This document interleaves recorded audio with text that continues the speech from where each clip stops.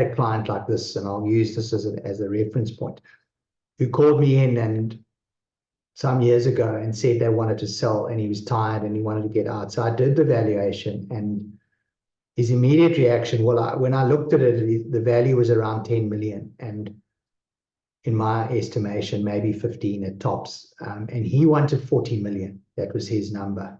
It's like, I need 40 million. I asked him to go away and think about what he needs to make and why, to back it up with what he needs in his retirement, etc. And his number was 40 million. This was a long time ago, about 10 years ago.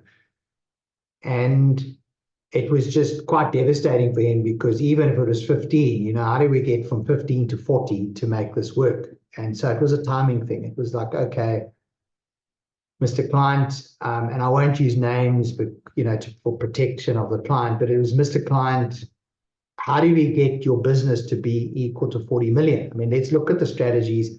Let's look at the key drivers of growth and your business model, and see what we can do to get you to where you need to get to, and how long will this take?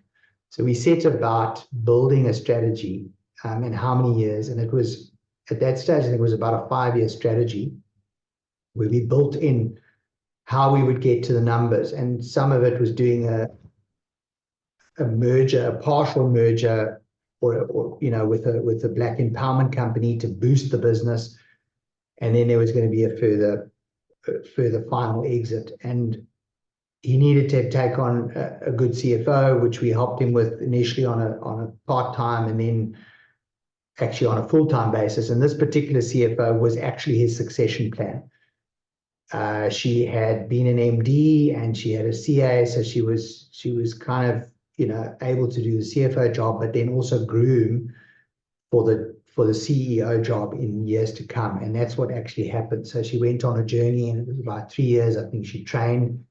And then she helped engineer the deal that he was looking for and find the buyer that he needed, so that he could get the number he was looking for. And it worked. I mean, it had its ups and downs, and obviously things didn't go smoothly, but and I can't remember the exact timing, but I think it was about 6 years later, he was able to finally conclude the deal. Initially partial deal to bring in the black empowerment, and then to do a final exit of his shares. And he actually made about 50 million from my memory.